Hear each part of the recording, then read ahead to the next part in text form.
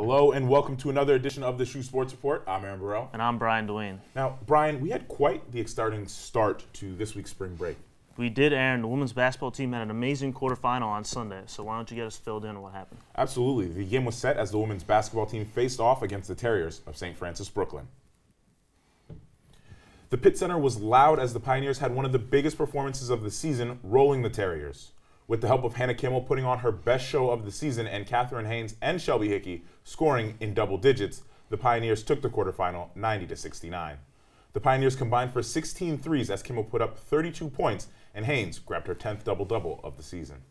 With this win, the Pioneers hosted the Bulldogs of Bryant for the NEC semifinal game last night. For more on the game, we had Alex Bousquet head down to the Pitt Center. The Sacred Heart women's basketball team hosted the Bulldogs of Bryant here at the Pitt Center for an NEC semifinal showdown. Although it was a heartbreaking 75-68 loss for the Pioneers, Adacia Williams hit a career-high 26 points. The Pioneers end their season 17-15 overall and 13-5 in NEC play. Next up, the Pioneers look for a Robert Morris win on Championship Sunday for a trip to the WNIT. The men's ice hockey team entered their postseason for the Atlantic Hockey Tournament as they headed to Bentley for a best-of-3 series. During the series, the Pioneers pushed to a third game into overtime but took the loss against Bentley. Two Pioneers broke school milestones in the battle against Bentley, as Evan Jasper became the all-time leader in games played with 148, and Jordan Manell netted his 50th career goal, becoming the 8th Pioneer to reach 50 career goals. The men's ice hockey team finished out their 2016-17 season with a 13-19-5 record. For more Sacred Heart sports, we have our very own Adam Chambers standing by with this week's Update Corner. Adam? Thanks, Aaron. We'll start off this week's Update Corner with fencing. Both teams open up the NEIFC Championship competition at the University of Vermont. 5 Pioneers took second-place finishes in the championship. 2 Pioneers from the women's and men's teams took individual silver medals. Women's Epi squad took silver in the squad competition. Fencing is back in action March 12th as they travel to Yale for the NCAA Northeast Regionals. SHU Equestrian traveled to Connecticut College for their final hunt seat competition of the regular season. The Pioneers took High Point team with a Pioneer in the top 3 of every event, and 6 Pioneers took first in their respective events. Junior Melissa Dander finished as a high team rider and earned an automatic bye in the IHSA Nationals. This season marks the first in program history to take High Point rider in the hunt seat and Western. The hunt seat squad will be back April 1st for regionals. The women's tennis opened up NEC play against Wagner on Sunday. The Pioneers took a 5-2 victory over the Seahawks, and in doubles competitions, the Pioneers took 2 out of 3 matches.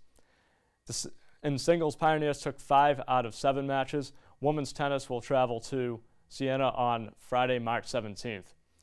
Men's golf opened up the 2017 play with the BCU Gary Freeman Spring Invitational in Florida on Friday, with junior Matt Shubley led all Pioneers shooting a combined .227 and tying for 11th out of 61 finishes.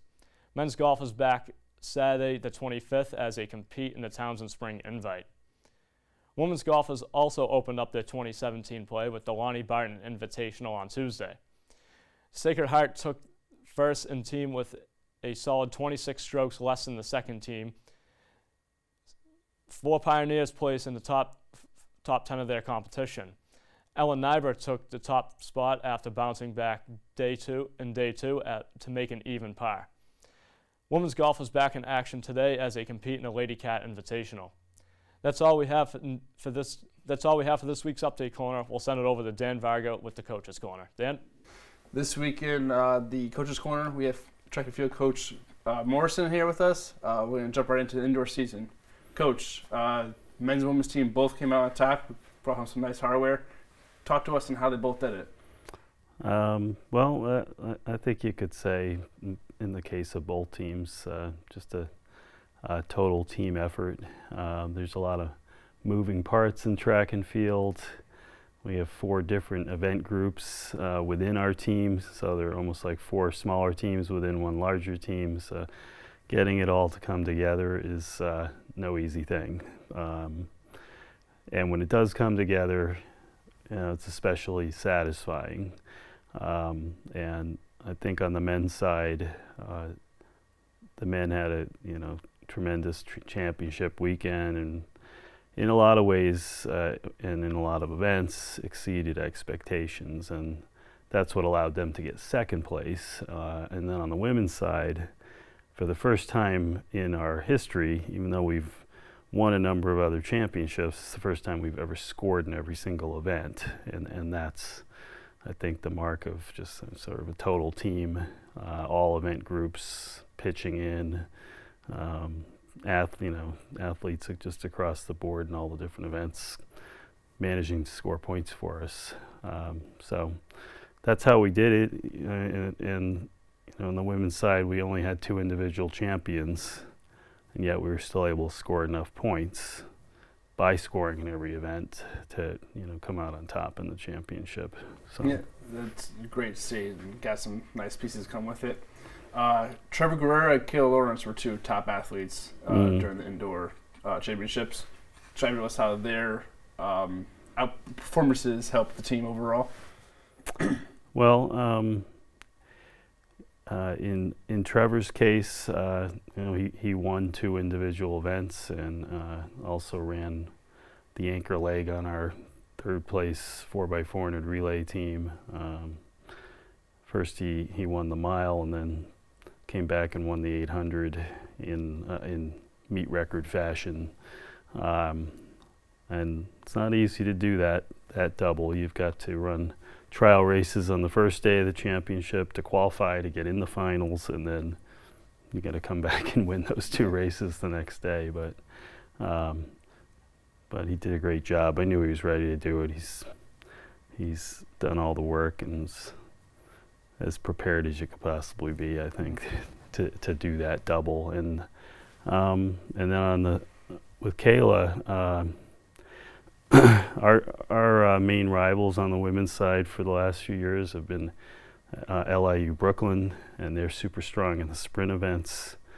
That's always their forte. So to have her win the 400 meters, which is an event where they typically rack up a ton of points, was huge for us, because not only did she win and score 10 points, she's taking points away from them and pushing their point scorers back, to an unfamiliar place. Because I think if you look back through the last 10 years, you would see that an LIU athlete has won the 400 almost every year. And then she also scored in the 200 for the first time ever. And again, that's a historically strong event for LIU, and it was this year. But just to get something in that event really helped us. So she had a great championship too. Well, it's good that Kayla Lawrence came out on top on those events. Well, Kayla Lawrence, Trevor Guerrero are top performers on the team, but moving ahead to outdoor season with these 2 strong teams, how is that going to translate into conference championship in the outdoor season? We just are going to try to keep the team focused on training hard and doing all the little things outside of practice to stay healthy and show up at the championships the first week in May in the best circumstance or best position possible to have success. The women have won the last couple of years outdoors, so we certainly were looking to repeat, but it's certainly going to be a challenge, and we're going to have to be on our A game as usual to win. I mean, there's lots of other teams in the conference that could challenge for that conference championship. And on the men's side, I mean, we're going to be underdogs, I think, but what the guys did at this indoor championship, I believe, shows that they have a chance if things come together right, and they compete like they did at the indoor championship. Then we have the possibility of winning, and not much more you can ask for when you go into a championship is to at least know that you have a chance to win if you perform well and put things together. So. Well, we hope we come up with some more hardware for the outdoor season. But that's all we have time for today. Thank you for coming. Congratulations on your indoor championships. And Thank you. back to you guys. Thanks, Dan. Baseball started off strong and have been keeping the ball rolling as they headed to Seattle for a 4-game series starting on Thursday. The Pioneers ended up splitting the 4-game road series with Seattle. The Pioneers took Game 1 and 2 from Seattle while bringing home 12 runs in Game 2, but Seattle took back the last half of the series. Through the series, Sacred Heart had 34 combined hits with only 3 total errors. Austin Markman had a grand slam in the 12-5 victory in Game 2. Keith Claiborne had quite the weekend, batting 9 for 15, only striking out once, landed 2 doubles, had 4 runs scored, and 4 runs batted in.